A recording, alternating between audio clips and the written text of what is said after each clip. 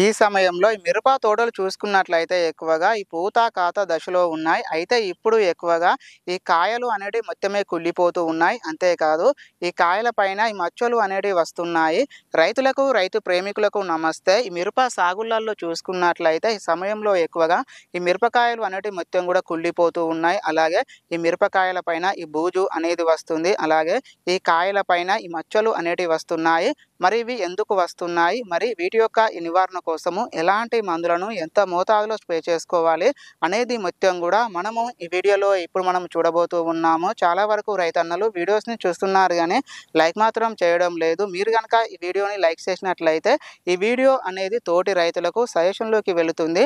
మనం కనుక ఈ టాపిక్లోకి వెళ్ళినట్లయితే ఈ ఉష్ణోగ్రతలు అనేటివి హెచ్చుతగ్గులుగా ఉన్నప్పుడు ఈ మిరప సాగుళ్ళల్లో ఎక్కువగా ఈ కాయకుళ్ళు, ఈ కాయమచ్చ ఇలాంటి ఫంగిసైడ్ సమస్యలు అనేటివి చాలా ఎక్కువగా వస్తూ ఉంటాయి. అంటే ఈ మబ్బులతో కూడిన ఈ వర్షాలు అనేటివి ఎక్కువగా ఉన్నప్పుడు, ఈ నైటు సమయంలో ఈ మంచు అనేది ఎక్కువగా ఉన్నప్పుడు ఈ మిరప సాగుళ్ళల్లో ఎక్కువగా ఈ కాయకుళ్ళు, ఈ కాయమచ్చ ఇలాంటి ఫంగిసైడ్ సమస్యలు అనేటివి చాలా ఎక్కువగా వస్తూ ఉంటాయి. అయితే ఇలాంటి ఈ ఫంగిసైడ్ సమస్యలను మనం గనక ఈ నెగ్లెక్ట్ చేసినట్లయితే ఈ ఫంగిసైడ్ సమస్యలు అనేటివి ఒక కాయ నుండి ఈ మరొక కాయకు మొత్తం కూడా సోకి ఆ కాయలు అనేటివి మొత్తం కూడా కుళ్ళిపోవడము, అలాగే ఈ కాయల పైన ఈ మచ్చలు రావడం, ఆ కాయలు మొత్తం కూడా తాలుకాయలాగా అయిపోవడము, ఇలాంటి సమస్యలు అనేటివి ఎక్కువగా వస్తూ ఉంటాయి. దీని వలన ఈ దిగుబడి అనేది గణనీయంగా తగ్గిపోయే అవకాశాలు ఉంటాయి. కాబట్టి ఇలాంటి సమస్యలు అనేటివి మీ యొక్క ఈ మిరప సాగుళ్ళల్లో గనుక ఉన్నట్లయితే మీరు ఈ ఫంగిసైడ్ మందులను మీరు స్ప్రే చేసుకోండి. మీకు మంచి ఫలితాలు అనేటివి వస్తాయి. అవి గనుక మనం చూసుకున్నట్లయితే ముందుగా ఆదామవరి జమీర్, దీన్ని వచ్చేసి మనం ఒక ఎకరానికి ఒక 400 ml చొప్పున మనము స్ప్రే చేసుకోవలసి ఉంటుంది. లేదు అంటే సింజంటా వారి మిరవిస్ డియో, దీన్ని వచ్చేసి మనం ఒక ఎకరానికి ఒక 200 ml చొప్పున మనము స్ప్రే చేసుకోవలసి ఉంటుంది. లేదు అంటే నాటివో, దీన్ని వచ్చేసి మనం ఒక ఎకరానికి ఒక 100 గ్రాముల చొప్పున మనము స్ప్రే చేసుకోవలసి ఉంటుంది. లేదు అంటే BASF వారి క్యాబ్రోటాప్, దీన్ని వచ్చేసి ఒక ఎకరానికి ఒక 600 గ్రాముల చొప్పున మనము స్ప్రే చేసుకోవలసి ఉంటుంది.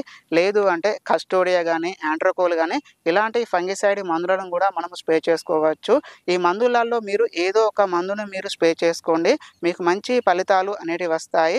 అయితే ఈ మందులలోనే మీరు వచ్చేసి ఈ ప్లాంటోమైసిన్ కూడా మీరు ఈ మిక్స్ చేసుకొని మీరు స్ప్రే చేసుకున్నట్లయితే మీకు మంచి ఫలితాలు అనేటివి వస్తాయి. అంటే ఇంకా మంచి రిజల్ట్ అనేది వస్తుంది. అయితే ఈ ప్లాంటోమైసిన్ వచ్చేసి మనం ఒక ఎకరానికి ఒక 100 గ్రాముల చొప్పున మనము స్ప్రే చేసుకోవలసి ఉంటుంది. అంటే ఇటు ఈ ప్లాంటోమైసిన్ మరియు అలాగే ఈ ఫంగిసైడ్ మందులను మనము మిక్స్ చేసుకొని స్ప్రే చేసుకున్నట్లయితే ఇటు మనకు ఈ ఫంగిసైడ్ సమస్యలు అనేటి కంట్రోల్ అవుతాయి. అలాగే ఈ బ్యాక్టీరియా సైడ్ ఈ ప్రాబ్లమ్స్ ఏవైనా ఉన్నా కూడా అవి కూడా మనకు కంట్రోల్ అనేటి అవుతాయి. ఇలాంటి ఇంపార్టెంట్ టాపిక్స్ కొరకు like my video, subscribe to my channel.